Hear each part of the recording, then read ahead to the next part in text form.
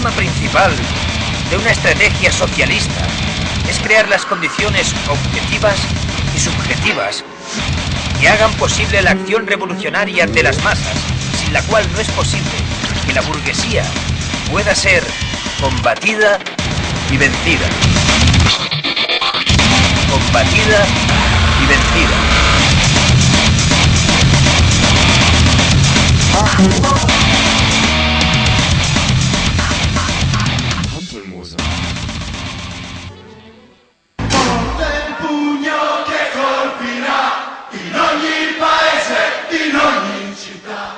Martes 5 de diciembre, 10:35 de la noche, programa 14avo de Iskra Radio. Creemos que es 14avo, pero bueno, no estamos muy seguros.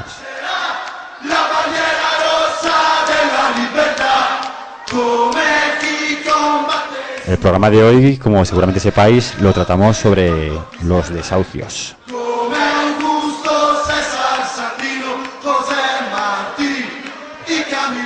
Aparte de eso, vamos a tratar la huelga de la CEM, la Coordinadora de Estudiantes Medias, la huelga de las medias, que está en contra un poco de la LOMCE. Y aparte de eso, pues bueno, vamos a tocar también muchas más cositas que os iremos adelantando.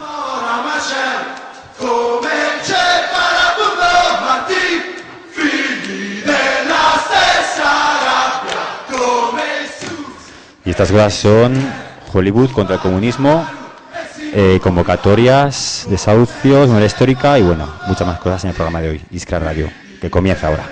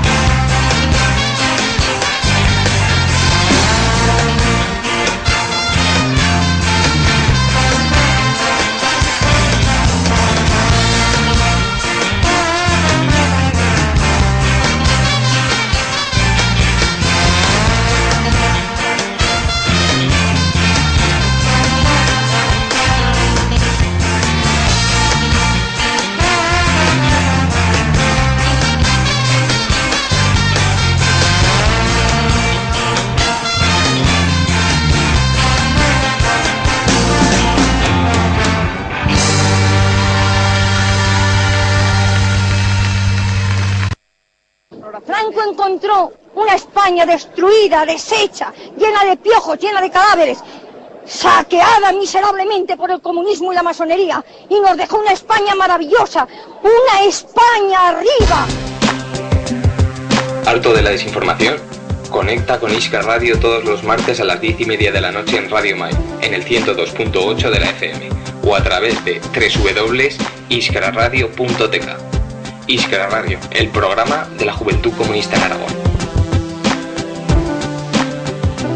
Y en este programa, como es el de hoy, vamos a tocar varios temas. Os hemos hecho un adelanto, así que vamos a desglosarlo de una forma más detenida. En la primera parte, como sabéis, hablaremos del tema principal, que es de los desahucios. Y aparte meteremos un poco lo que viene siendo la filosofía marxista para comprender ciertos aspectos que pueden resultar interesantes en el tema. Ya en la segunda parte, además de meter caña al Twitter y contactar con lo que nos contáis, hablaremos con un compa que nos contará cómo va y qué es esto de la huelga de enseñanzas medias en contra de la LOMCE. Y ya finalmente, en la tercera parte, haremos un pequeño cajón desastre, como ya imagináis, en la cual tocaremos como 3 grandes bloques. Uno será memoria histórica, rindiendo ese pequeño homenaje, y esta sección esta vez será recordando la batalla de Stalingrado y todo lo que supuso. Luego otra parte será la de Hollywood contra el comunismo, desmembrando un poco la publicidad y la propaganda alrededor del comunismo por parte del capitalismo. Y otra tercera parte será la sección cultural, que han preparado aquí los compas algo. Y bueno, aparte de esto, como ya sabéis, pues tendremos las ya clásicas convocatorias. Y os voy a dejar aquí con la compañera que nos va a decir cómo ponerse en contacto con el programa y cómo interactuar con el mismo. Nos podéis encontrar en Facebook con Iskra Radio, en Twitter, hashtag Iskra Radio Desahucios, en iskraradio.tk, y también por mail nos podéis contactar con iskraradio@juventudes.org. Y el teléfono de Radio Mai, por si nos queréis llamar, es 976 52 56 45. Y recordad ese hashtag que, como sabéis, es almohadilla Iskra Desahucios, ¿vale? Con las intercaladas, por favor, no seáis gañanes. Que ya sabéis que la semana pasada fuimos trending topic aquí en Zaragoza, y bueno, es una buena forma de sacar el mensaje más allá. Y vamos a empezar presentando a los compañeros que están aquí en la mesa. Por un lado tenemos a Fernando, que está aquí enfrente mío. Hola, Fernando. Hola, encantado de estar con vosotros. Muchas gracias. Y por lo otro tenemos a Lázaro, un compa de enseñanzas medias de CEPA. Hola, buenas noches. Y aquí a mi izquierda está Pablo de Stop Desahucios. Bueno, también buenas noches. Y mientras entramos en harina, vamos a tomar un pequeño respiro y atacamos ya el tema de los desahucios. On est encore là, yeah. On dit indépendant quoi qu'il arrive, y'a que des enfoirés. Moi c'est Joey, Paul Bio, quoi qu'il arrive, t'inquiète, on est là pour foutre ça sans souci. Bon Si tienes algún problema en tu curro y necesitas asesoría laboral, puedes escribirnos a iskraradio@juventudes.org y nuestros abogados laboralistas intentarán ayudarte. Iskra y la UJC con los derechos de la clase trabajadora.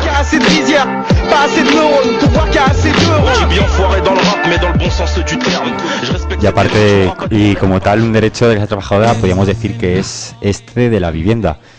Y para darle más vueltas a este tema, qué mejor que hablar de algo tan actual con eso como son los desahucios.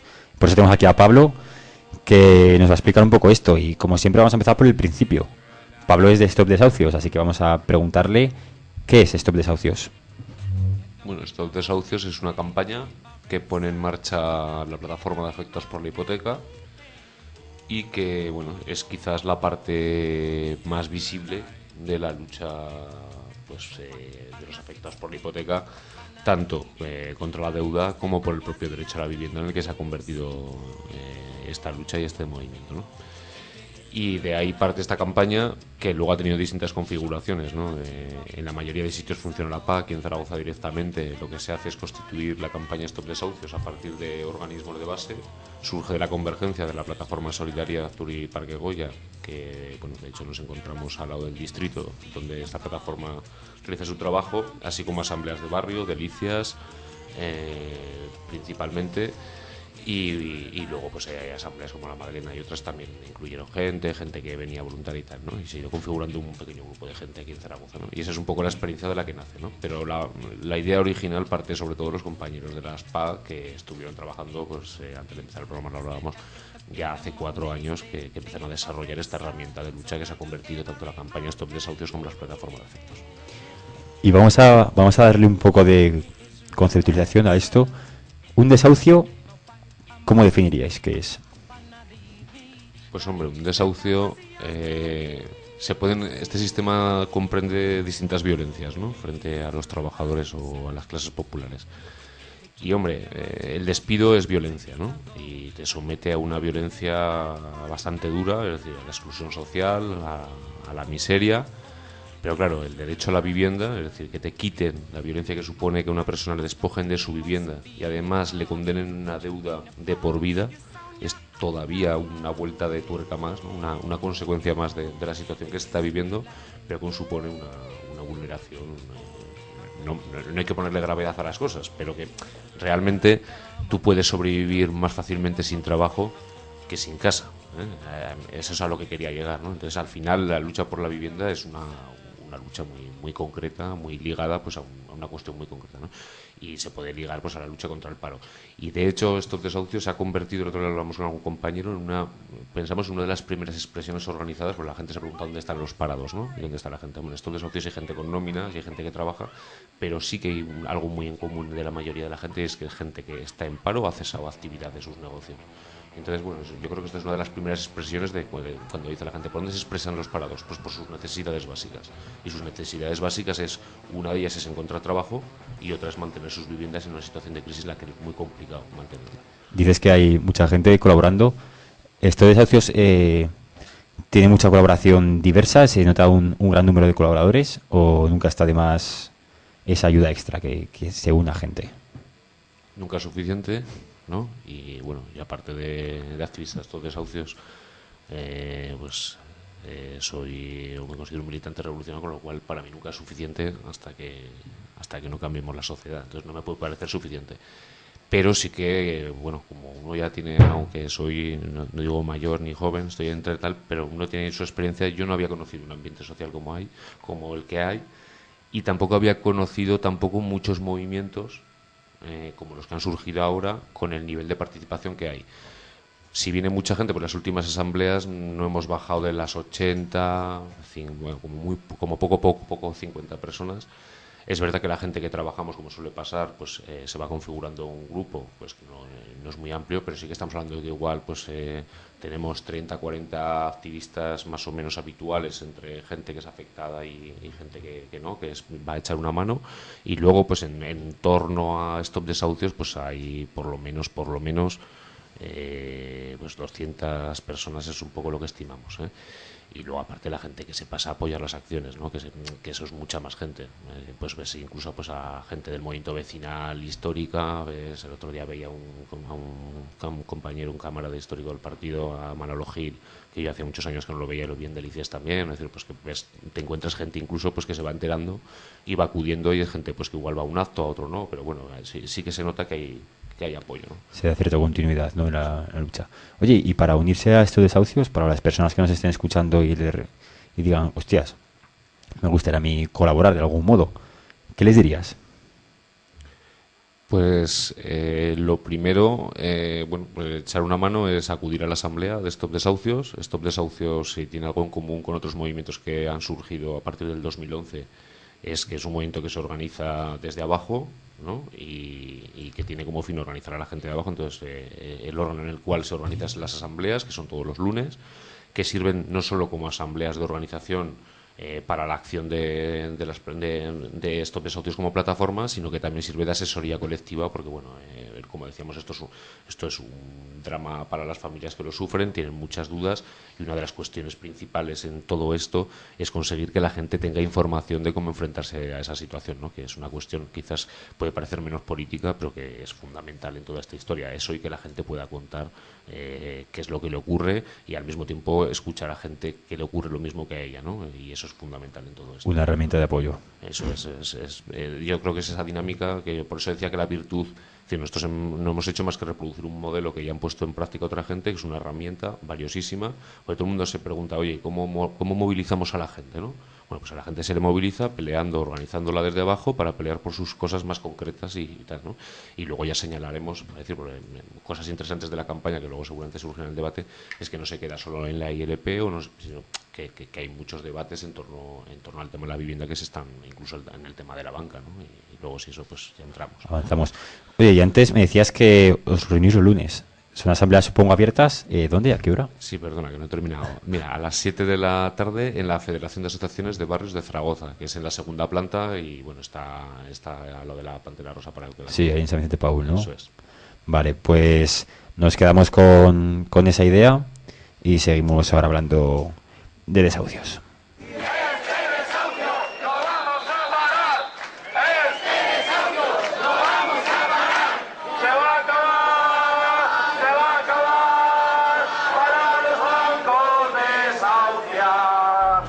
Y aunque tenga que pagar la pensión íntegra, yo la pago, pero por favor que no me quiten mi casa, que es lo único que tengo. Que no me quiten mi casa, que es lo único que tengo, oímos en esta cuña. Claro, ante esta situación, que una persona parece que que lo último que tiene es lo que le quitan, esta persona entra en shock. ¿Cómo reactivar a esa persona? Creo que lo hablamos ahora, que este desahucio supone una herramienta de apoyo. ¿Y esa persona cómo llega a estos desahucios? ¿Cómo se moviliza? Pues hombre, las reacciones son tan dispares como la gente, ¿no? Es decir, te encuentras desde gente que viene a las asambleas con las ideas muy claras, que tiene las ideas muy determinadas a que va a pelear contra la entidad, que ya está harto de que le engañen, que se haya dado cuenta de tal. Hay gente que incluso llega con mucho temor, que llega con muchas dudas, que llega con... Hay gente incluso que llega incluso destrozada. Es decir, hay gente que en la asamblea que nos da miedo. Y claro, estos desahucios hacemos lo que hacemos, no llegamos a decir, y tampoco podemos hacer determinadas cuestiones o entrar en determinadas cuestiones porque no llegamos, no porque no queramos, pero hay gente que se va o familias o gente que se va de la asamblea y dice, esta gente es capaz de hacer cualquier cosa, esta persona la ves cómo se va en las asambleas, hombre, no es un docudrama, no es que estemos todo el día llorando, porque también nos reímos, ¿no? Porque estas cosas es lo que tienen, ¿no? Y además a los españoles y a los latinoamericanos, que también hay muchos, es lo que nos gusta mucho, es el humor macabro. Entonces no hacemos más que humor macabro allí de las miserias en las que vivimos cotidianamente en la asamblea, pero es fundamental que la gente eso, ¿no? La gente llega allí, ve que otra gente la ha pasado, ¿no? Porque también hay un concepto muy fuerte de vergüenza, y no solo porque lo hablaba con la gente del medio rural, que ahora se están montando estos desahucios en Egea, en Zaragoza Metal, que allí la presión es todavía más fuerte, pero en los barrios de Zaragoza también ocurre, ¿eh? Incluso entre la propia gente de la izquierda, más cuesta cuando le dices, bueno, vamos a dar el paso, vente a la asamblea, ahí, y ese paso es fundamental, ¿no? Y hay que empujar a la gente que tenga problemas a que dé el paso de organizarse, porque es una manera de salir un poco también de esa situación, ¿no? Porque esta situación hay que sufrirlo, ¿no? Y yo no lo sufro porque yo soy activista, yo no tengo encima esa amenaza, y no me puedo poner en la piel de ellos, ¿no? Pero claro, en las asambleas, por lo que ves, pues claro, es un puteo sistemático, ¿no? Aparte de una deuda impagable, pues le someten a llamadas sistemáticas, que te voy a cobrar, que te voy a echar, que te voy a mandar a la policía. ¿Reciben presión por parte del banco la gente con desahucio en proceso? No, llamadas amenazantes de empleados de banca, directores de oficina que les dicen pues que si hace falta que se quiten de comer, que si hace falta que alquilen la casa y que vivan en una habitación, es decir, barbaridades, que si pretenden irse a su país y irse de rositas, eso en referencia a compañeros ecuatorianos. Es decir, hay muchas veces que estamos lamentando y estamos pensándonoslo muy mucho. De hecho, yo tengo grabadoras por mi profesión, de que igual empezamos a ir con grabadoras a las reuniones con los directores, ya no con fin de... porque, bueno, si es sin consentimiento tampoco le puedes dar mucha vida y tal, ¿no? Pero bueno, por lo menos para tener material, por lo menos un testimonio de la época, que igual dentro de 10 años que ya no pasa nada porque revelemos, para que todo el mundo vea las barbaridades que se tenía que escuchar los afectados, ¿no? Es verdad que cuando vamos nosotros normalmente se calman más, ¿no? Cuando acudimos como plataforma. Pero bueno, como plataforma yo personalmente he escuchado muchas barbaridades también. O sea, se da una prepotencia fuerte por parte del director del banco, del empleado de banca, cuando está hablando a la cara del afectado. Es malo generalizar como todo, ¿eh? De trabajadores de banca nos encontramos desde trabajadores que los ves que tienen unas simpatías, trabajadores muy desclasados en banca que nos tienen miedo. Cuando vamos a las sucursales y entramos se piensan que les vamos a agredir o que les vamos a escupir o algo, y no son nuestros enemigos, al revés. Nosotros les hemos emplazado siempre que vamos a las oficinas y hay algún tipo de debate o que no antes suele ser subido de tono por el ambiente que generamos, pero siempre les invitamos a que, joder, pues ahora con lo de la calle se ha visto claro, ¿no? Es decir, afectados y trabajadores de banca deberían unirse en un solo frente a un enemigo común que son las entidades bancarias. El problema es que, claro, hay directores que se creen pues como dueños, ¿no? Eso también pasa en las fábricas con los encargados habitualmente, no con todos. Claro, por eso digo que generalizar es malo, porque me escuchará algún director de oficina que puede ser muy majo y dirá, oye, que yo no soy así, porque sí que nos encontramos gente honrada cuando vamos, que te dice, oye, que sí, que tenéis razón, que es que nos hemos dedicado a dar hipotecas en ton y son, no importaba más que cuántas dábamos, porque cobrábamos un porcentaje de las que dábamos, como en mi oficina contra más hipotecas daba, o más activos, daba igual, no solo hipotecas, sino créditos de consumo, lo que fuera, pues más valor tenía mi trabajo, más ascendía, etcétera, etcétera. Entonces, así se funcionaba en banca, no solo los directores, también otras, es decir, antes había más gente, ¿no?, implicada en esto. Pero y tampoco se trata de, es decir, por eso te decía, no es generalizar, pero sí, y realmente es que estuvieron implicados porque les obligaron. Es decir, no hay ningún director de CAI que pudiera negarse a firmar una hipoteca que alguien le fuera a pedir. Si CAI abre hasta aquí el grifo, pues lo abre hasta aquí. Los directores lo que tienen que hacer es aprovechar ese grifo para buscar activos, ¿no? Entonces, fueron de alguna parte, pues una parte de aquello. Entonces, pues eso, te encuentras un poco de todo. Oye, decías que vais con la gente, la asesoráis, echáis una mano en las asambleas. Es un mecanismo de trabajo, pero resumiendo un poco y dando un poco de forma a esto, ¿cómo podrías decir que trabaja Stop Desahucios? Pues como hablábamos de la primera pregunta, se ha quedado que te he dejado ahí un poco, pues la gente cuando ve que va a dejar de pagar o cuando ya piensa que va a tener problemas para afrontar la hipoteca, lo recomendable es, como decíamos, que vaya a las asambleas y se organice. Y después lo que hacemos es plantear un plan para cada caso.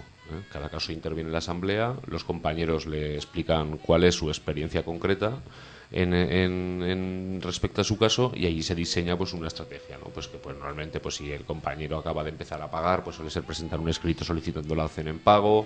Lo segundo suele ser pedir que te contesten a esa solicitud porque normalmente no te suelen contestar. Habitualmente hay que montar alguna concentración o hay que acudir a acompaña o de algún compañero que se identifique como plataforma Stop Desahucios para que el director tenga a bien considerar las peticiones, porque entonces, luego esa dinámica, pues cada caso es como una guerra de trincheras muy lenta para cada caso, porque tienes que pelear caso a caso y cada caso te implica pues o muchas concentraciones o tener la suerte que ese día los medios de comunicación pongan el foco en ese, por eso nos ha pasado muchas veces, ¿no? Pues si conseguimos, porque Stop Desahucios es algo que le damos mucha importancia también, es a la capacidad de transmitir las acciones que hacemos, ¿no? Y entonces, claro, pues cuando conseguimos que algún caso trascienda a los medios, y lo hemos conseguido con bastantes, pues esos casos habitualmente, no siempre, pero habitualmente tienen una solución más sencilla, porque los medios, sobre todo los bancos, lo que se están esforzando es en tapar como pueden la situación que tienen, ¿no? Oye, hablabas de repercusión social. Aquí vamos a echar un poco mano de la memoria. ¿Cómo se trataba Stop Desahucios en sus inicios y cómo se trataba el tema? ¿Qué opinión te merece esa evolución y cómo ha sido esa evolución? Hombre, Stop Desahucios yo creo que desde el principio ha tenido buena prensa. No ha sido, o sea, buena prensa, me refiero a una buena prensa de los medios, una buena prensa entre nuestra gente, pero yo creo que mucho lo desconocíamos realmente hasta que no llegó el 2011, que fue el estallido, pues que ya se empezó a extender por muchas zonas. Los medios de comunicación empezaron a sacar la campaña Stop Desahucios, ¿no? Que es cuando la campaña Stop Desahucios lo que simboliza es el momento que se va a detener el desahucio, que es la parte más visible de la campaña, ¿no? Es quizá la parte que menos trabajo cuesta hacer, porque es lo que menos trabajo nos cuesta.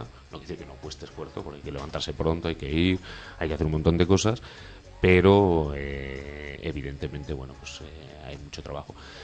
Respecto al tema de qué más se podía hacer, ¿no? Que preguntabas, bueno, pues sí, la evolución y la evolución de ese trato de favor, parece que era prensa, pero que al principio parecía que pasaba un poco el tema. Pues hay un poco lo que te decía, lo que hemos intentado es siempre pues apretar, ¿no? Con el tipo de acciones. Pues nosotros hemos llegado aquí en Zaragoza, bueno, en otras zonas han hecho otras cosas, pues desde encerrarte en una oficina, pues aquí el otro día pues para negociar con un compañero que no les da la gana la BBK, que es una entidad que es de las más duras y de las que más casos tiene acumulados en Zaragoza, junto a la CAI, o sea, BBK, Cuchabán y CAI, Caja 3, hay que denunciar que son las entidades, son antiguas cajas de ahorros ahora bancarizadas, que son las que más casos acumulan.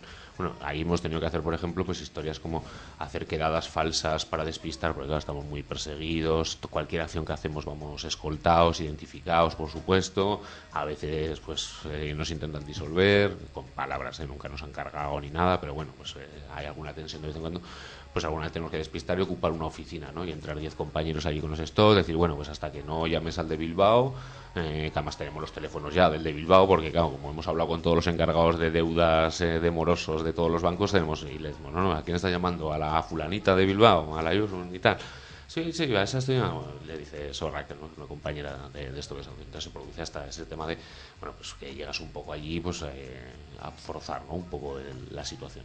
Hemos hecho que muchos directores de oficina en su día de vacaciones o estando dando un simposio de no sé qué leches, pues tengan que abandonar y venirse echando leches, porque claro, lo que te decía, ¿no? Igual que hay trabajadores más o menos normales que nos ven y, bueno, pues o simpatizan o pasan, pues algunos se ponen muy nerviosos, empiezan a llamar primero al director, luego a seguridad, luego de seguridad le dice que llame la policía, entonces ves delante de ti pues está llamando un metro como va llamando a todos y lo que va diciendo, ¿no? Y todos riendo, bueno, entonces se dan situaciones un poco así. Dices que han tenido que venir de otros lugares, dar un simposio corriendo a Zaragoza. ¿Por qué? ¿Porque se está liando parda en su sentido? No, pues por ejemplo el Día de los Inocentes que, hicimos una acción que fue, pues además fue ahí en Plaza Aragón, pues por ejemplo este tío estaba de vacaciones, el director, Y claro, estaba, no me acuerdo si era el subdirector o no sé quién estaba, bueno, y claro, pues le hizo venir, al final se presentó y pues le molestamos el día de vacaciones, ¿no?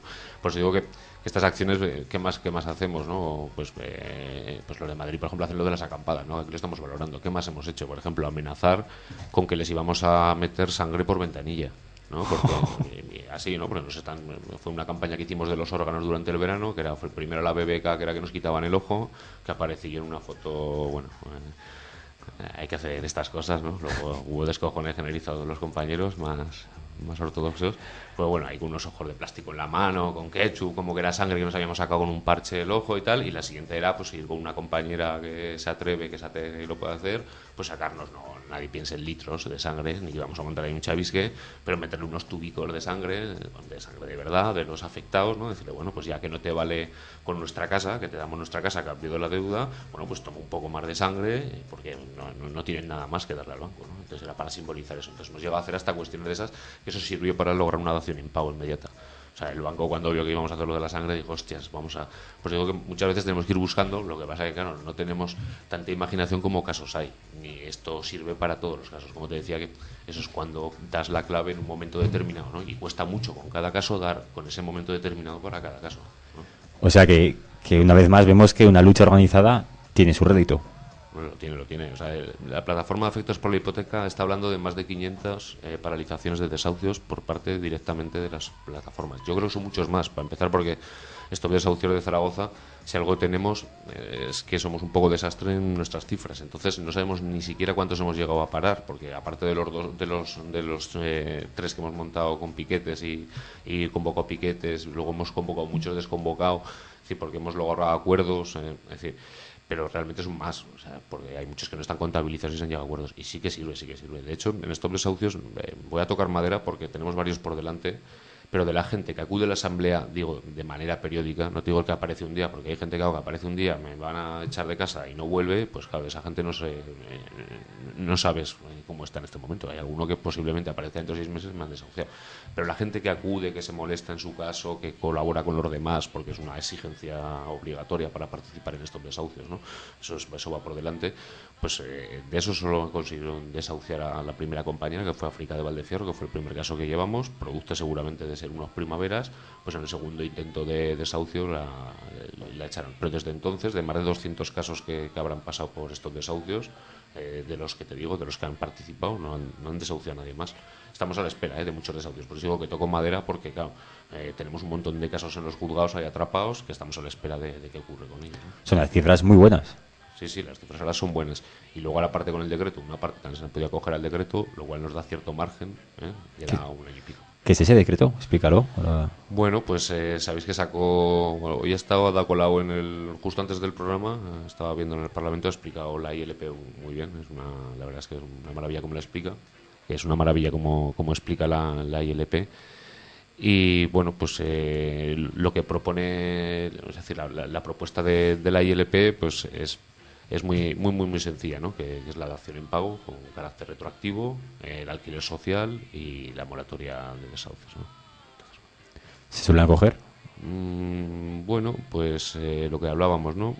Te decía que los puntos de la LP que he explicado muy bien, porque esto tiene relación, ¿no? El gobierno nos ha ido respondiendo, ha sacado 3 decretos, ¿no? Bueno, tres normas, no todos son decretos. Uno primero, que fue el de buenas prácticas, ¿no? Que lo sacó en marzo del año pasado.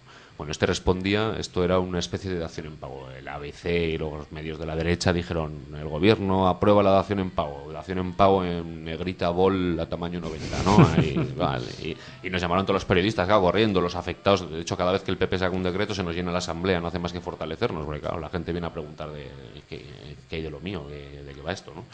Entonces, bueno, hoy daba los datos a Ada Colau oficialmente por el Ministerio o el Estado directamente ha conseguido 8 acuerdos de dación en pago de este decreto. 8 en todo el país. Toda la maquinaria del Estado ha logrado 8. Como le decía, las plataformas de afectados, solo los que están contabilizados, sin contar las de las campañas de desastre y tal, como esta y las de muchas otras ciudades, que estoy seguro que pasa lo mismo, más de 500 y pico casos. Es decir, nos van a decir que es más eficaz una panda de desarrapados, mal organizados. Hacemos lo posible, pero bueno, no tenemos muchos medios, y somos nosotros más capaces que todo el Estado, si solo con la mitad con que dedicaran la mitad de lo que nos dedican a intentar que nosotros no impidamos los desahucios, la mitad de policía, de medios, de costes judiciales que implican los procesos, porque no son los policías, ahí cobra un montón de gente en los desahucios, y nos cuesta un montón de dinero eso. Entonces, bueno, no me voy a enrollar. No, interesante, ahora seguiremos con eso, pero ahora vamos a dar caña a un aspecto un poco más filosófico que va a tratar cómo se siente o cuál es el sentimiento que recibe el afectado de la hipoteca y cómo actuar en esto, ¿vale? Es el apartado de, como sabéis, es de filosofía marxista. Filosofía marxista. Sí, bueno, yo veía como el compañero estaba hablando y estaba pensando en que un revolucionario en Occidente, en el Occidente del 21, en realidad es lo más conservador que hay, mientras el neoliberal le dice: te voy a quitar la educación, te voy a quitar la sanidad, te voy a quitar la vivienda. Un revolucionario lo que quiere es que haya vivienda para todos, que haya educación para todos, que haya sanidad para todos, universal. En ese sentido es lo más conservador que hay, quiere conservar sus derechos, ¿no? Y aumentarlos, de hecho. En eso me hacía gracia comparándolo con el revolucionario ruso, en el que la leche, por ejemplo, era privilegio de la familia del zar, como quería que la leche fuera para todos, ¿no? Cómo ha cambiado el asunto, ahora somos los más conservadores. Y quería tratar el tema de cómo se siente un desahuciado, ¿no? O un futuro desahuciado. Yo creo que se siente en shock y que tiene una relación con el tiempo que no se suele tratar, ¿no? Porque, claro, la filosofía al final es cosa de cuatro locos, parece, ¿no? Entonces, yo lo veo de esta manera. Tenemos dos posibilidades de tratar con el tiempo. El tiempo es algo inevitable y tenemos dos maneras de tratarlo. Una manera de tratarlo es ser dominados por él. Cuando somos dominados por él, lo que nos pasa es que tenemos que entrar a currar a las 6 de la mañana o que precisamente el banco aumenta los intereses de nuestra hipoteca, ¿no? Porque como tardamos más en pagar, más tenemos que pagar. Y cuando lo dominamos, pues podemos permitirnos dormir la siesta o leer un libro o hacer teatro o apuntarnos a fútbol, si nos apetece, ¿no? En este sentido yo quería reflejar cómo en el capitalismo somos sistemáticamente dominados por el tiempo, ¿no? Y cómo que cualquiera que viva en el capitalismo, si no es de los de arriba, si no es un gran empresario, si no es un banquero, si no es Emilio Botino o Amancio Ortega, en última instancia, va a estar sistemáticamente dominado por el tiempo, tanto como sufridor como consumidor. O sea, como sufridor tiene que o guardar cola en el INAEM, que es lo más propio en nuestros días, desde las 7 de la mañana, o entrar a currar a las 6 de la mañana. Y como consumidor se ve obligado en alguna manera, ¿no?, a que cuando sale el iPod 6 se lo tenga que comprar, o cuando sale el nuevo ordenador. En ese sentido, a mí no me gusta que me domine el tiempo y que al fin y al cabo el desahuciado se sienta dominado constantemente y desbordado por esas prisas que corren. Entonces, la filosofía aquí vendría a decir: estos desahucios permite al desahuciado organizarse y dominar al tiempo, pasar de ser un dominado a dominar democráticamente al tiempo. De hecho, yo estaba pensando en que en esta sociedad en la que no tenemos tiempo libre, siempre estamos criticando a otros países, ¿no?, como los de América Latina, y cuando vamos allí tenemos, ya no entremos en el sistema de si Cuba o Venezuela, etcétera, es mejor, ¿no? Vemos cómo nos pueden decir la mayoría de gente que vive allí que solo tenemos una vida, que qué estamos haciendo con nuestra vida, trabajando tantas horas o rindiéndole tantas cuentas a grandes empresarios, que disfrutemos del tiempo libre. En este sentido,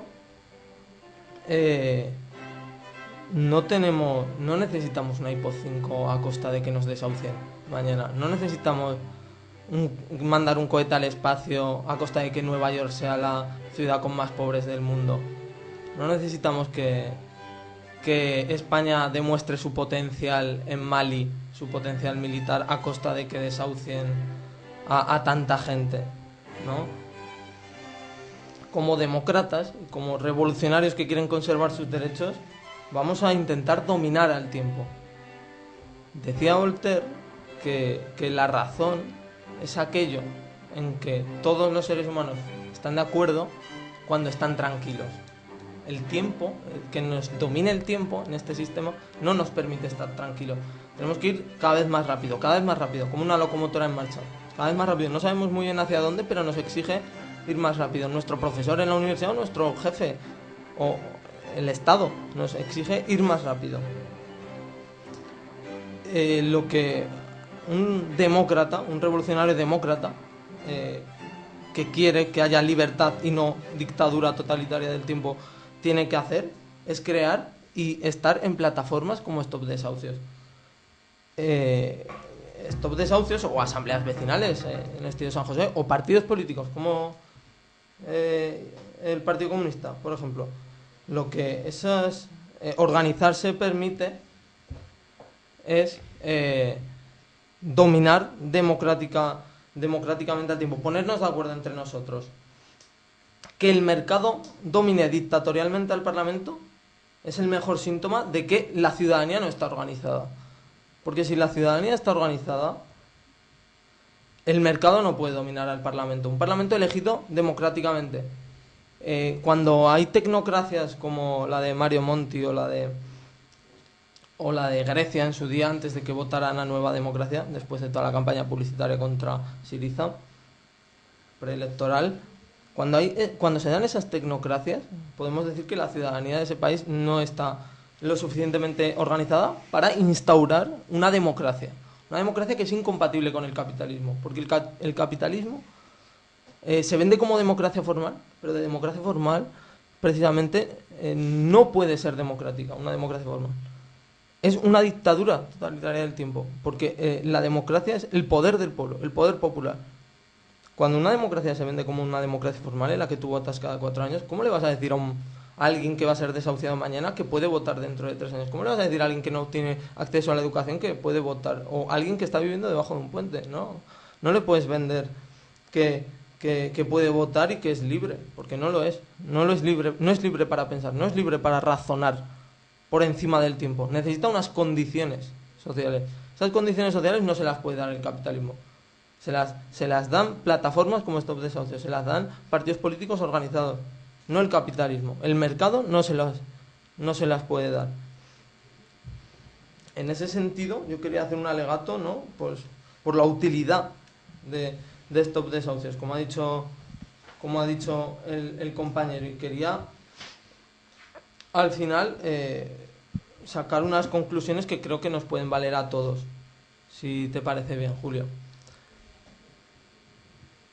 El capitalismo no tiene tiempo para ser democrático, no lo tiene. Es como en la mitología griega hay un dios que se llama Cronos, que es el dios, es el tiempo, ¿no? Cronos, de ahí cronómetro y otras palabras, ¿no?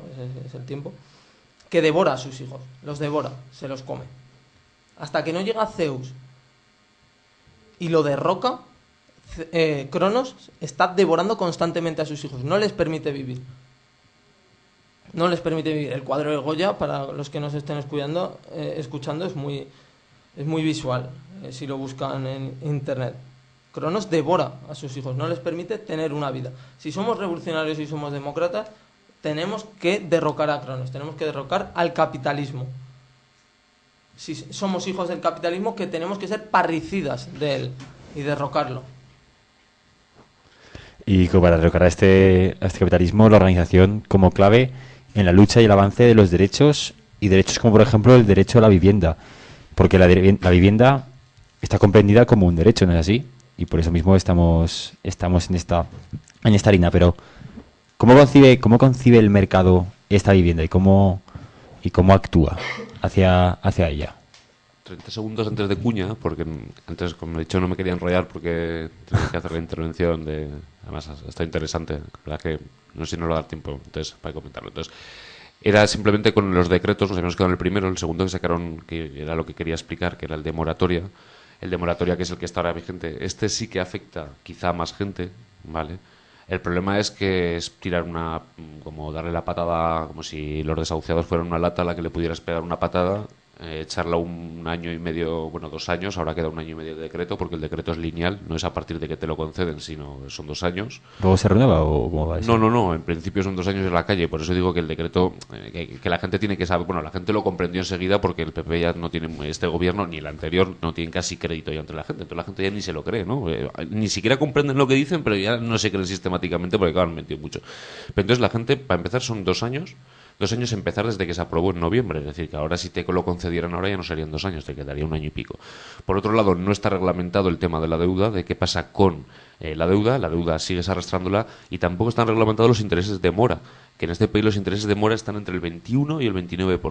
¿Cómo 21-29% sobre el valor total de la hipoteca? De la deuda que tú debes. Es una barbaridad. Entonces, está por encima del crecimiento de... eso está fuera de toda lógica y está muy cercano a la usura. La usura se considera... bueno, yo usura lo considero un 21, para mí es usura. Pero bueno, aquí en España es un 30, ¿no? Lo que se considera usura. Y entonces hay entidades que son tan peseteras que ponen el 29 y pico. O sea, ya rozando lo que les permite, ¿no?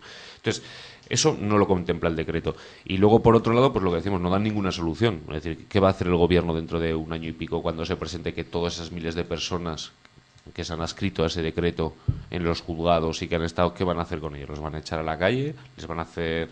¿No? Y tampoco, además, dejar a la gente en una situación muy extraña, porque ni son inquilinos, ni son propietarios, sino que están ahí porque el gobierno es tan magnánimo, como si esto fuera el feudalismo, que cada vez el capitalismo se parece más al feudalismo, y el señor gobierno, la señora Soraya en sus sollozos allí porque nos comprendía tanto y tal, pues esta mujer, bueno, en fin, que eso, que al final es puro teatro. Y la tercera que quería comentar, que es la de... Por eso decía que explicaba lo de la ILP, ¿no? Que se me iba santo al cielo, porque quería primero explicar los 3 puntos de la ILP rápido, porque el PP ha sacado 3 cosas respondiendo a los 3 puntos de la ILP, pero respondiéndonos, claro, de una manera con fuegos de artificio. Y la tercera es que, como pedimos el alquiler social, pues dice, bueno, pues ahora voy a poner 6.000 viviendas a disposición de...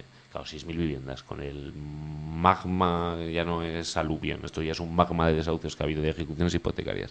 Poner 6.000 viviendas en un país con las dimensiones que tiene este y los habitantes que tiene es de cachondeo. Porque hay, bueno, se calculaba antes de la crisis, cuando el capitalismo funcionaba, que como bien decía el compañero, pues cuando esto funcionaba, todo iba bien, España estaba en la Champions League, que decía el ZP, y cuando todo iba de España va bien, que decía el Aznar, pues cuando todo eso ocurrió había 3 millones de viviendas vacías. Bueno, pues no sé cuántas habrá ahora, porque ahora es posible que haya unas pocas más. Así es, y todo esto, todos estos datos siguen siendo muy pesados, por mucho que a algunas personas les haga llorar. Hay pocas veces en que un gobierno puede ponerse sentimental. Yo no lo voy a hacer. Pero alguno dirá, pues se ha puesto. Me he puesto. Sí, porque esto nos puede pasar a cualquiera. Esto le puede pasar a cualquiera de los que estamos aquí sentados y que pensamos que tenemos el futuro resuelto porque somos unos excelentes profesionales, y no se trata de eso. Es una crisis que ha pasado por encima de todo eso. Pero esto es el mejor ejemplo de que una sociedad solidaria es capaz de ponerse en la piel de todos los que lo han padecido sin ser responsables de ello. Creo que es un ejemplo de solidaridad y responsabilidad. La firma de hoy y el seguimiento de esto. Porque no es el día que lo firmamos y nos sentamos todos aquí. Es el día a día en que tengamos que conseguir que esas 6.000 viviendas tengan un nombre y apellidos. Esas 6.000 viviendas tengan una familia que abra las llaves y sienta que tiene una nueva oportunidad. Y yo solo me comprometo a una cosa, y ya se lo he dicho al ministro de Economía y al subsecretario del ramo, que quiero saber mes a mes si esas llaves son de verdad la puerta de la esperanza a algo. Muchas gracias. Bueno, y aparte de la esperanza que tiene Soraya, la esperanza que tenemos nosotros, esperanza sobre el tema, una esperanza real sobre el tema de las viviendas. ¿Cómo concluirías este tema que hemos estado tratando, Pablo? ¿Qué reflexiones lanzarías a la gente que nos está oyendo?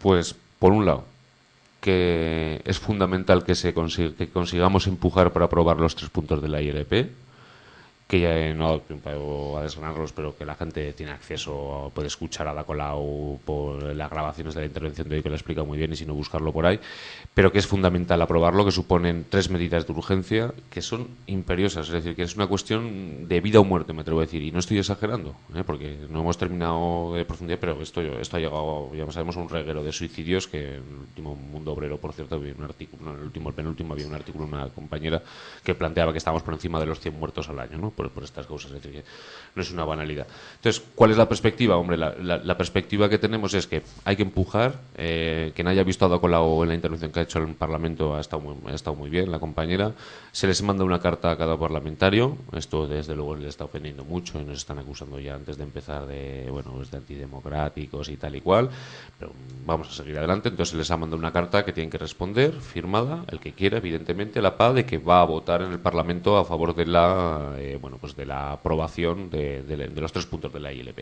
Esto es lo primero y fundamental, la manifestación del 16 de febrero, 18 horas de Glorieta Sasera, que es para apoyar la ILP y para decirle a este gobierno que es la última oportunidad que le damos los ciudadanos. Hemos agotado las vías democráticas que prevé esta escasa democracia en la que vivimos y en la que nos dotamos desde el 78. Hemos hecho una ILP, tiene más de 1 millón de firmas, tiene un respaldo, se dicen las encuestas que más de un 90% de apoyo de gente a las medidas de la ILP. ¿Qué más hace falta que la aprueben? Pues solo se me ocurre ya que si no la aprueban, pues lo que vamos a hacer, como les hemos anunciado, como ha dicho Ada Colau en el propio Parlamento y se lo ha dicho además en la cara a unos cuantos parlamentarios, es que vamos a señalarlos públicamente, vamos a decir, mira, este señor con este nombre y apellido ha votado en contra de las medidas que supondrían un alivio para las familias, porque hay que reglamentar la deuda, una deuda impagable, una deuda que saben los bancos que no van a pagar, sabe el gobierno que no va a pagar, pero que no quieren echárselo a las cuentas de resultados de los bancos, prefieren dejárselo en las espaldas de las familias, aunque sepan que no la van a pagar de por vida, todo sea por la cuenta de resultados, y desde luego pues por ahí no vamos a pasar. La perspectiva para mí, ya a nivel personal, y quizás pues aparte de ser activista Stop Desahucios, pues militante comunista y también compañero de Izquierda Unida, hombre, pues para mí la perspectiva pasa también evidentemente porque hay que echar a este gobierno. Este gobierno sí tiene que dimitir, pero no va a dimitir porque se lo pidamos. Es decir, ya está visto. El otro día Rajoy, con lo del caso Bárcenas, lo que hizo es decir, mira, me da igual, yo sigo adelante. De hecho, el sistema ahora no tiene recambio. Las encuestas les dan un resultado muy complicado. Con un 25-25 es ingobernable en este momento. Les obligaría a un pacto de unidad nacional que al PSOE le supondría un desgaste muy fuerte. Bueno, eso estoy anticipando. Digo, eso si lo hacemos bien, la izquierda y tal. Luego, porque también hay riesgos, ¿no? Que ya veremos cuando se complique todo esto. Pero en principio ese escenario sería uno posible. Y bueno, la perspectiva yo creo que es construir entre todos una alternativa, ¿no? Con las consignas y con las reivindicaciones concretas de cada movimiento, de la marea verde, de la marea blanca, de la marea naranja, de Stop Desahucios, un montón de movimientos que han surgido, también del reguero de movilizaciones obreras, que no hay que olvidarlas, porque está habiendo un reguero de movilizaciones obreras por todo el país, de luchas muy duras, seguramente por miserias, ¿no? Porque seguramente luego el pacto al que se acuerda muchas veces te dejas pelos en la gatera, la situación es muy mala, pero que si tienen algo en común es que son muy focalizadas, muy radicalizadas, pero con apenas apoyos confederales. Entonces hay que ver cómo se trabaja también en eso, en extender la protesta entre todos y, bueno, un poco lo que hablábamos, ¿no? O lo que hablaba el compañero del concepto de democracia. Que el concepto de democracia hay que cambiarlo por el de poder popular y que se impone que, bueno, pues ahora no estamos la suficiente gente, no vamos a hacer una consigna incendiaria porque la revolución no va a ser mañana, pero hay que poner las condiciones para que la gente se organice desde abajo y ejerza el poder de manera directa, porque desde luego si esperamos que esto lo cambien los banqueros, los parlamentarios, con las excepciones de los honrados que hay unos cuantos, desde luego esto no va a cambiar. Y simplemente eso, animar a la gente a colaborar con Stop Desahucios, que yo creo que merece la pena, y además yo estoy convencido, porque no puedo ser de otra manera optimista, en que vamos a lograr este año aprobar los 3 puntos de la ILP. Bueno, pues con ese optimismo, Pablo, te damos las gracias por haber venido, muchas gracias. Y bueno, perdona si me he enrollado, porque ahora tiene que hablar el compañero de medias, que ese conflicto también es muy importante. Ahora le da caña. Y mientras le da caña, vamos a dar caña a un poco de música. Muy bien, Julio, pues todos sabemos que bueno, el pop pues nace como una especie de música que intenta englobar todo, que no suele darnos ningún tipo de sorpresa, pero bueno, de vez en cuando sí que se encuentra algo que puede llegar, como su nombre indica, al pueblo. Música popular pretende llegar a lo que son los estratos más bajos, pero tras la comercialización cuesta a veces encontrar cosas meramente interesantes. Como ejemplo, he encontrado una cancioncita popera, pero con fusión gitana de un tal Fernando Caro sobre el tema de los desahucios. Verdaderamente difícil de encontrar. Ahí va. Artículo 47 de la Constitución Española. Todos los españoles tienen derecho a disfrutar de una vivienda digna y adecuada.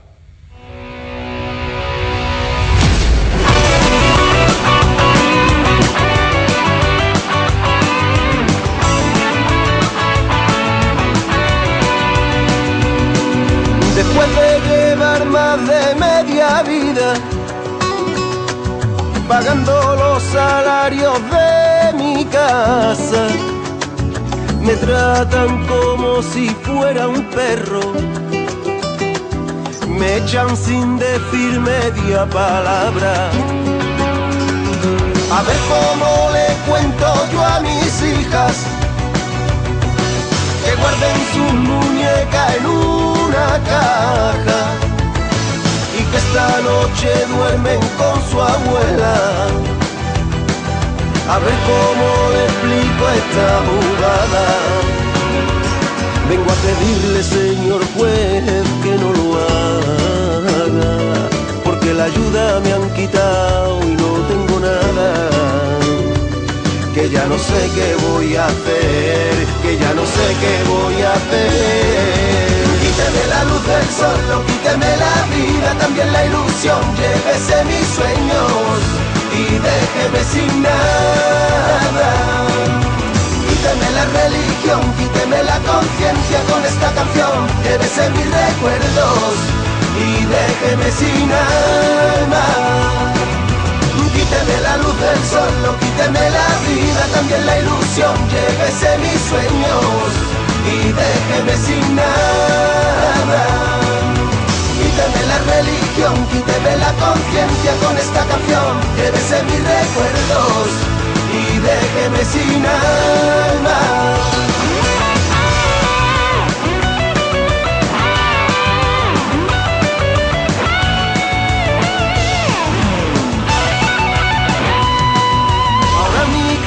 Es como una trinchera, me veo con mis manos encadenadas, consciente de que aquí no hay quien se mueva. Aún no he perdido la esperanza. La vida se complica y no comprendo cómo he llegado a esta encrucijada de leyes que dictaron estos necios, los necios que pueden pagar su casa. Vengo a pedirle, señor juez, que no lo haga, porque la ayuda me han quitado y no tengo nada. Que ya no sé qué voy a hacer, que ya no sé qué voy a hacer. Quíteme la luz del sol, quíteme la vida, también la ilusión, llévese mis sueños y déjeme sin nada. Quíteme la religión, quíteme la conciencia con esta canción, llévese mis recuerdos y déjeme sin alma. Quíteme la luz del sol, quíteme la vida, también la ilusión, llévese mis sueños y déjeme sin nada. Pero no me dejes en la calle, no destruyas mi labranza, que aquí yo no soy el culpable, no he perdido la esperanza. Quíteme la luz del sol, quíteme la vida, también la ilusión, llévese mis sueños y déjeme sin nada. Quíteme la religión, quíteme la conciencia con esta canción, llévese mis recuerdos y déjeme sin alma. Quíteme la luz del sol, quíteme la vida, también la ilusión, llévese mis sueños y déjeme sin nada. Quíteme la religión, quíteme la conciencia con esta canción, llévese mis recuerdos y déjeme irme sin alma.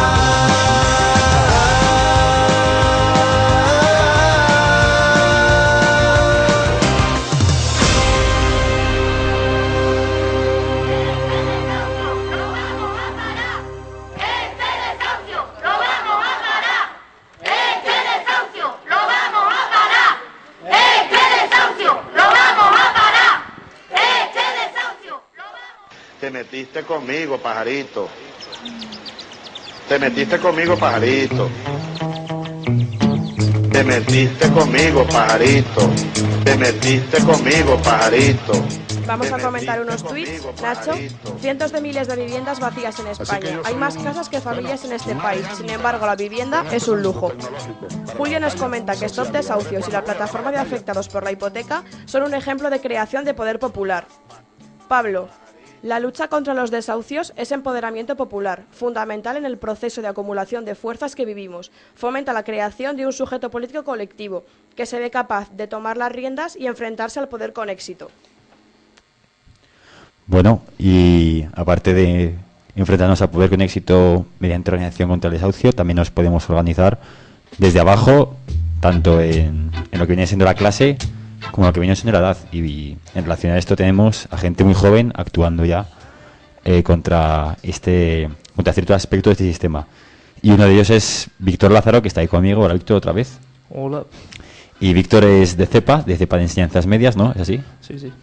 Y nos va a venir aquí a hablar un poco de la huelga de estudiantes que está habiendo ahora de enseñanzas medias. Pero bueno, mejor que nos cuente él esto. Así que, Víctor, ¿qué es esto de la huelga de estudiantes de enseñanzas medias?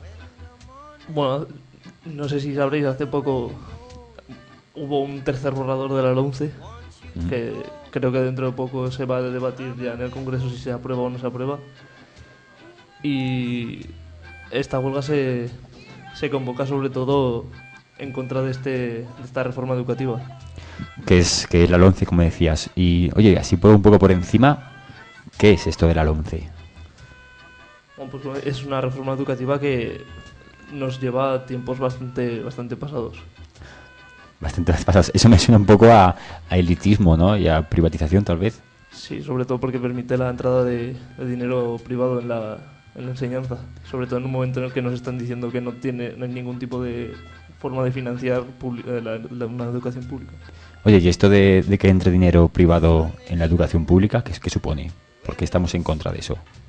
Hombre, porque supondría que hay gente que ya quedaría excluida al ser imposible pagar sus estudios. Claro, porque aumentarían, lógicamente, las tasas. Oye, Víctor, ¿desde qué día, cuándo ha empezado esta huelga de enseñanzas medias? Empezaba hoy. Sí. Bueno, es que aquí en Zaragoza era un poco más complicado porque era un poco cada instituto, en las juntas de delegados era donde se votaba por clase y se decidía. Por ejemplo, en mi instituto solo se secunda el día 6. Hay en otros que se secunda los 3 días y en otros que se secunda el 6 y el 7. O sea, pero vamos, se centra todo en el 6, que es el día de la manifestación. Hay manifestación. Oye, dinos, ¿se puede decir la hora y el día de la mani? Sí, mañana a las 12 de la mañana en Paraninfo. A las 12 de la mañana en Paraninfo. Vale. ¿Esperáis que haya mucha movilización? Hombre, debería. Debería, ¿no? Buena respuesta. Oye, aprovechando que eres de CEPA, el otro día leí un panfleto en el cual decía que CEPA no apoyaba la huelga de enseñanzas medias. ¿Es así? No, además fui yo el que fue a esa asamblea de Marea Verde y la verdad es que tomaron mis palabras un poco como les dio la gana. Vaya. Porque yo hablé de que el sindicato de estudiantes había convocado una huelga de 3 días sin haber trabajado para prepararla. Y lo que yo expuse fue que pensábamos que no había el trabajo detrás de esta huelga como para que fuera de 3 días. Y que optaríamos por un día. Que si los estudiantes decidían secundarla a los 3 días, nosotros trabajaríamos con respecto a lo que decidieran los estudiantes, pero apoyar la huelga la íbamos a apoyar. O sea, siempre apoyando la huelga, pero también siempre a la vez preparando un trabajo previo, ¿no?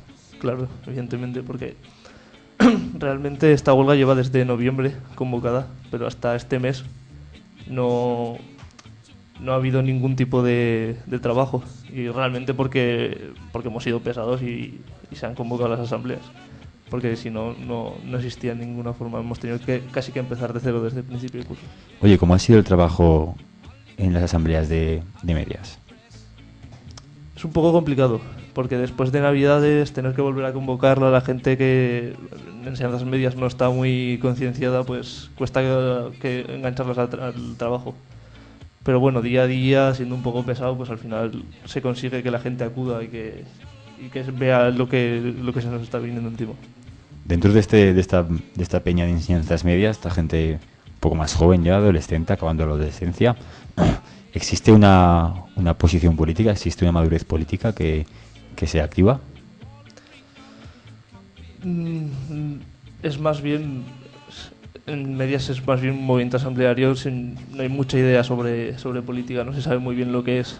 Al fin y al cabo es gente hasta que no llega a bachillerato que no sabe muy bien, no tiene sus ideas muy claras, más o menos tiene una idea formada pero no lo tiene muy claro. Es un proceso un poco más formativo, ¿no? Sí, bastante formativo. Oye, ¿y en medias también os sentís en cierto modo represaliados, ya no tanto tal vez por la policía, que luego hablaremos de eso, sino que por parte de los profesores o incluso de algunos aspectos familiares, tal vez algunos padres, hay alumnos que se ven presionados? Sí, de hecho hay compañeros que sus padres no les dejan hacer la huelga. Y al ser menores no saben qué hacer porque ellos quieren hacerla pero sus padres no le dejan. Y aparte hay algún profesor, bueno, en mi instituto por lo menos tenemos un poco de suerte con los profesores, pero hay alguno que pues por medio de exámenes, trabajos, pues te presiona un poco para que vayas a las clases. ¿Será el típico caso de que os ponen un examen o un trabajo el día de la huelga? Sí que hay gente que ha tenido que cambiar los exámenes o que va a tener que ir mañana a las primeras horas para poder hacer un examen. Oye, hablamos antes de represión, Víctor, creo que tú de esto puedes hablar bien. ¿La policía también os da caña a los estudiantes de medias? Sí, sobre todo a final del curso del año pasado estaba todo más caliente, había más movilizaciones y sobre todo en mi instituto era uno de los que más se movilizó, nos encerramos durante una semana y hacíamos concentraciones en los recreos. En la última concentración del año pasado pues nos cogieron a 3 alumnos, nos identificaron y el 28 de agosto nos llega una carta notificándonos que vamos a ser multados. ¿Por qué os multaron? Por desórdenes graves. Desórdenes graves. ¿Fue importante la multa? En mi caso 300 euros. ¿Y el resto de compañeros? La otra compañía también 300 euros y uno por ser menor 150. ¿Y para sacar la pasta, cómo lo hiciste? ¿Hiciste alguna colecta o lo pagaste entre vosotros? Sí, como yo estoy afiliado a la Juventud Comunista, fui allí, me acerqué a hablar y para Pilares se montó una barra donde allí iba la gente y lo que se ganó, se recaudó ese día iba destinado a nuestras multas. O sea que hay un ejercicio importante de solidaridad. Sí, además María Verde también nos ayudó en el tema de las alegaciones con la abogada. Ok, Víctor, ok. Oye, pues te voy a dejar ahora que hagas una reflexión final, una conclusión sobre esto, la cual sirva para invitar a la gente a hacer un llamamiento a todo aquel estudiante de medias y simpatizante que mañana pueda unirse a la manifestación de las 12 de la mañana en Paraninfo a acudir y a movilizarse por esta huelga. Pues tenemos que demostrar el rechazo a la LOMCE, que no va más que a privatizarla, va dirigida a privatizar la educación, expulsando a la gente por medio de diferentes reválidas durante todas las etapas de aprendizaje, forzando a la gente diferenciando entre los que vayan hacia bachillerato y los que vayan hacia FP, por lo cual la gente que tenga menos recursos va a ir siempre hacia una FP que está muy, muy devaluada. Además, tampoco podemos olvidarnos de todos los recortes anteriores hasta el 11. Por ejemplo, la masificación de las aulas. O sea, son todo muchas cosas que vienen desde muy atrás.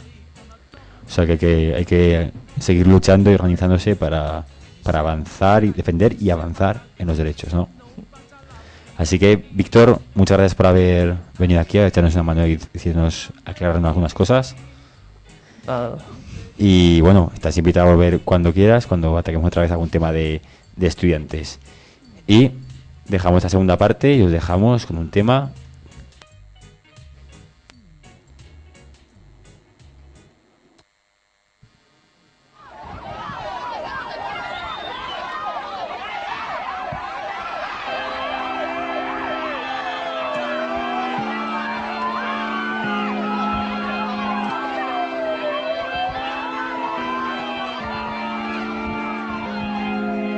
Spanish songs in Andalusia, the shooting sight in the day of such a night. Oh, please leave the Vendana open. Frederick Lockhart is dead and gone. Bullet holes in the cemetery walls. The black car of the Guardia Civil. Spanish bomb under Costa Rica. I'm flying in on a distant tonight. Spanish bombs at the Kilo Infinito. Yo te cuerda, oh mi corazón. Spanish bombs at the Kilo Infinito. Yo te cuerda, oh mi corazón.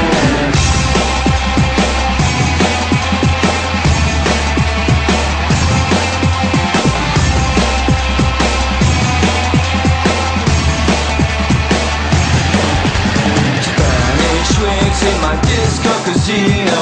The freedom fighters died upon the hill. They sang the red flag, they wore the black one. But after that it was Mockingbird Hill. Back home the buses went up in flashes. The Irish tune was drenched in blood. Spanish bomb shattered the hotel. My señorita Rose was dead in the blood. Spanish bombs at the Kilo Infinito. Yo te cuerda, oh mi corazón. Spanish bombs at the Kilo Infinito. Yo te cuerda, oh mi corazón.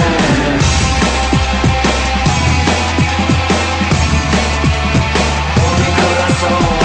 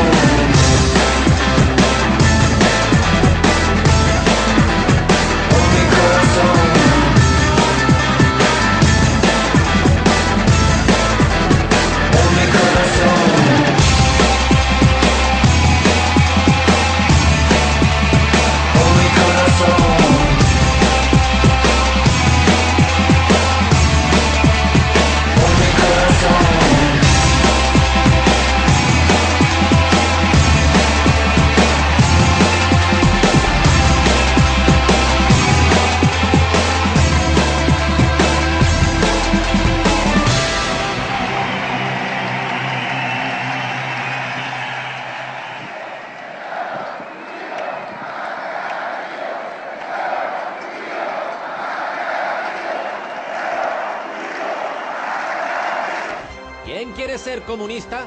¿De qué color era el libro de Mao? ¿El libro de? De Mao. Mao Zedong. Un comunista chino. Hombre, si era chino, la B amarillo, ¿no? La B blanco.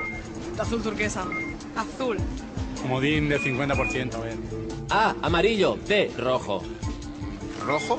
Rojo, que esa sí me la sé. Sale en Cuéntame.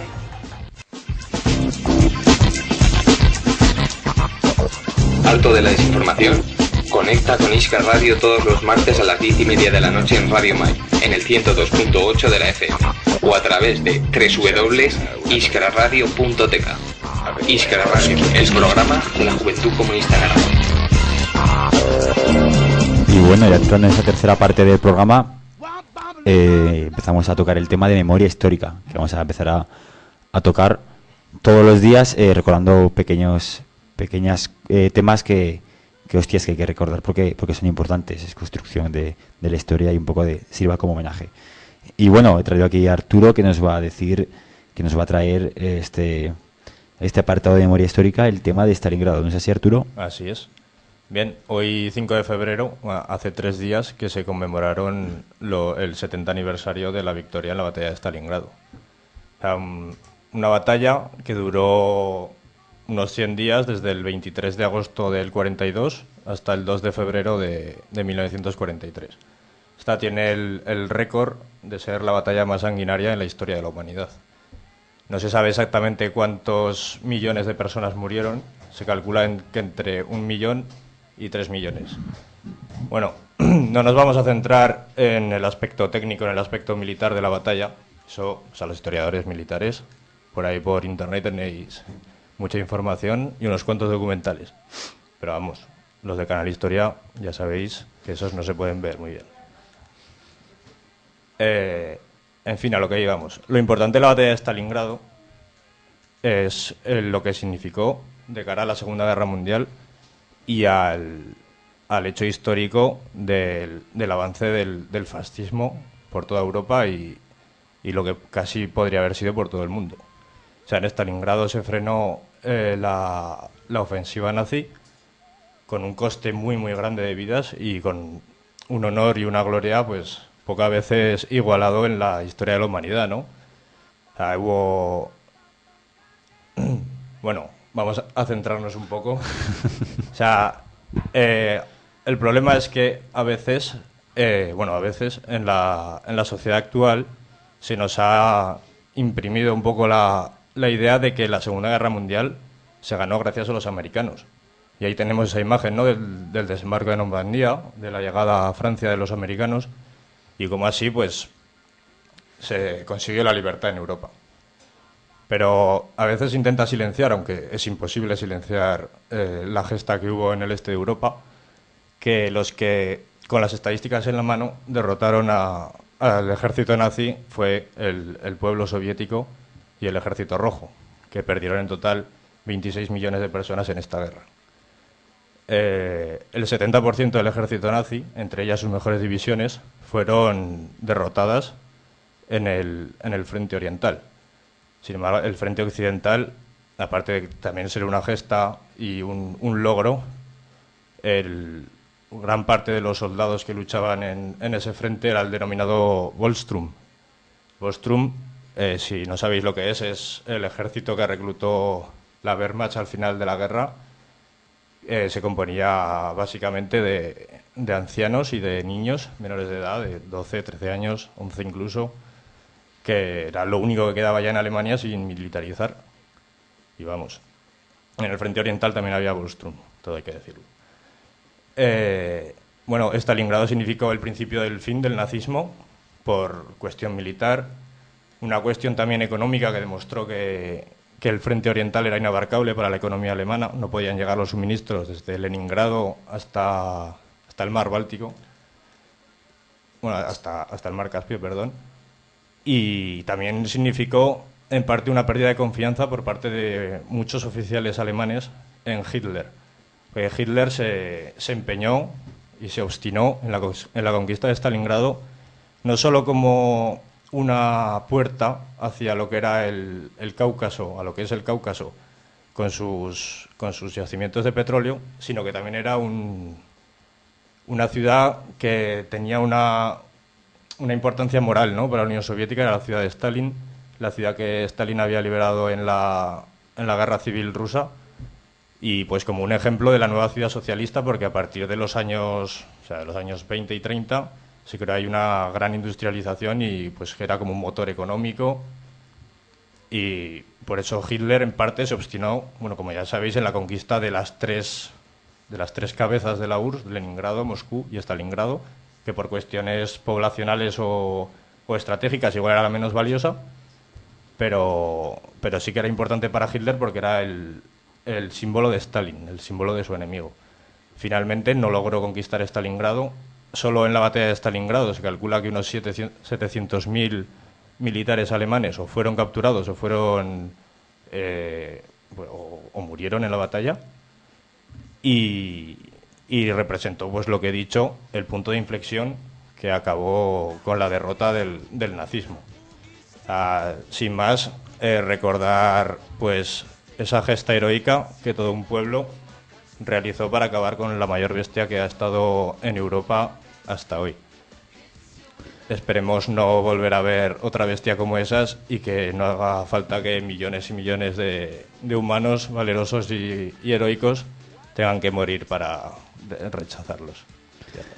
Pues con esta pequeño homenaje a la memoria, os dejamos con un contrapunto que, como siempre, no habla nada bien del comunismo. Es la sección Hollywood contra el comunismo.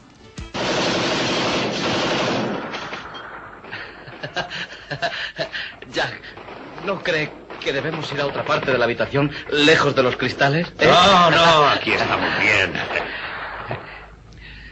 Mandrake. ¿Qué? ¿Se da cuenta de que además de fluoridizar el agua se están haciendo estudios para fluoridizar la sal, la harina, los zumos de frutas, la sopa, el azúcar, la leche, los helados Mandrake, los helados de los niños? ¡Qué horror! ¿Sabe cuándo empezó la fluoridación? No lo sé, no. En 1946. En 1946, Mandrake. ¿No ve que coincide con la conspiración comunista de posguerra? Tan venenosa como increíble. Una sustancia extraña se introduce en nuestros preciados fluidos corporales, sin conocimiento de los individuos y contra su voluntad. Así es como actúan esos terribles comunistas. Pero no solo de atrocidades está lleno Hollywood, también encontramos películas reflexivas que nos aportan bastante a nosotros, y para eso hemos aprovechado en la sección de cultura, hilando con estas nuevas secciones, a través del compañero Fernando, que nos va a aportar algo de la otra versión de Hollywood. ¿Sí? Cuando quieras. Sí, más allá de Teléfono Rojo, podemos encontrar 12 hombres sin piedad, precisamente, que es una película. A mí cuando me propusiste hacer la sección cultural, vi que no me iba a dar tiempo a tratar el tema de la filosofía marxista, así que decidí escoger esta película para seguir con mi tema, ¿no?, este día. Y es una película del año 59, en blanco y negro, pero es más actual que cualquiera de las películas de Transformers y demás que saquen hoy en día, porque trata de 12 hombres, precisamente, que tienen que deliberar sobre la culpabilidad o no culpabilidad de un acusado de homicidio de primer grado, un acusado de parricidio, de hecho, de matar a su padre. Y si deliberan unánimemente sobre su culpabilidad, le condenan a la silla eléctrica. Ya se lo dice el juez, les dice que no hay opción a otra cosa, que si los 12 están de acuerdo en su culpabilidad, irá a la silla eléctrica. Lo curioso de esta película es que 11 de esos 12 hombres, desde un principio, en los primeros 10 minutos de la película, deciden ya condenarlo a la silla eléctrica. Y reflexivamente, pues por sus diferentes motivos, por prejuicios raciales o porque tienen mucha prisa para irse a ver un partido de fútbol. Lo inhumano de esto es evidente, duele a cualquier espectador verlo, ¿no? Le están condenando a la muerte porque tienen prisa para ver un partido. Solo Henry Fonda, que es el prota, está en contra no de que sea culpable, sino de que se designe tan irreflexivamente su culpabilidad. Él quiere razonar, ¿no? Y lo curioso de esta película, que os animo a ver muchísimo, es que gracias a el empeño de Henry Fonda por reflexionar, ¿no?, por tomarse el tiempo de reflexionar, el jurado número 9, un hombre mayor, se da cuenta de una prueba que va a hacer dudar a todos los demás de la culpabilidad de este hombre. Porque en el transcurso de una hora se da cuenta de algo que no se hubiera podido dar cuenta en los primeros 10 minutos de la película, ¿no? Ya no os quiero destripar la peli, así que la podéis ver. Lo curioso es que si no se hubieran tomado el tiempo para razonar, no se hubiera podido dar cuenta. Y la conclusión que podemos sacar de esto es que si no nos damos un tiempo para razonar, podemos matar a personas. Y con esta reflexión extraída de la película 12 hombres malos, si no... 12 hombres sin piedad. 12 hombres sin... Es que el título... Bueno, da igual. 12 horas sin piedad. Cerramos el programa, no sin antes agradecer a todas las personas que nos habéis escuchado, agradecer a Pablo, que se ha ido, agradecer a Víctor, a Arturo y a Fernando, que está ahí con nosotros, echando una mano, a todos los oyentes, y ya os dejamos con los compañeros que se despedirán, dando antes y no las convocatorias, diciendo las convocatorias que hay a lo largo de la semana, bueno, recitando un pequeño poema y una canción. Así que, chicos, nos vemos la semana que viene, que hablaremos, aprovechando que va a ser 14 de febrero San Valentín, nosotros un poco antes, el martes, haremos un especial sobre sexo, la sexualidad y cómo se vende. Así que nos vemos la semana que viene. Vamos a pasar a recordaros, como todas las semanas, las convocatorias. El miércoles, día 6 de febrero, desde las 12 de la noche hasta las 5 de la mañana, marcha desde los municipios de las cuencas mineras hasta Utrillas. El lugar es la parte de la rotonda donde se unen la N211 y la carretera autonómica que enlaza Zaragoza con Teruel, la A222, y transcurrirá por la denominada Vía Verde, que es la antigua vía del tren que comunicaba Utrillas con Zaragoza. A las 7 de la tarde hay una charla de presentación de la LOMCE.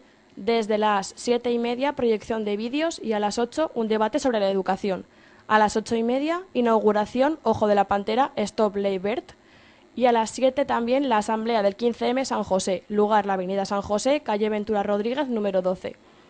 A las 7:30, asamblea del 15M Gancho Almozara, el lugar la asociación de vecinos Lanuza Casco Viejo, calle de San Pablo. El jueves el 7 de febrero a las 12 es el último día para ver en San José la exposición de la indignación al compromiso en el Centro Cívico Teodoro Sánchez. A las 7 la concentración apoyo huelga de estudiantes de Zaragoza frente al edificio Pignatelli en Zaragoza. Y el sábado 9 de febrero, desde las 9 hasta las 2 en el mercado local agroecológico, la plaza de Suñués y Orbiola en el 50001. Y a las 10:30, asamblea de María Roja en la calle de Mayén, número 22. Muy bien, y nos gustaría acabar hoy con un extracto del poema del canto a Stalingrado de Pablo Neruda, que no hemos encontrado mejor manera para acabar el programa de hoy que recordando a lo que hemos tratado, la batalla y, lógicamente, los que dejaron su vida ahí. Los que España quemaron y rompieron, dejando el libro encadenado, el corazón encadenado, de esa madre de encinos y guerreros, se pudren a tus pies, Stalingrado. Honor a ti, por lo que el aire trae, lo que se ha de cantar y lo cantado. Honor para tus madres y tus hijos y tus nietos, Stalingrado. Honor al combatiente de la bruma, honor al comisario y al soldado. Honor al cielo detrás de tu luna, honor al sol, Stalingrado. Guárdame un trozo de violenta espuma, guárdame un rifle, guárdame un arado, y que lo pongan en mi sepultura con una espiga roja de tu estado, para que sepan, si hay alguna duda, que he muerto amándote y que me has amado. Y si no he combatido en tu cintura, dejo en tu honor esta granada oscura, este canto de amor a Stalingrado. Acabamos con este poema y dejamos de Banda Basotti la canción que tiene el mismo nombre.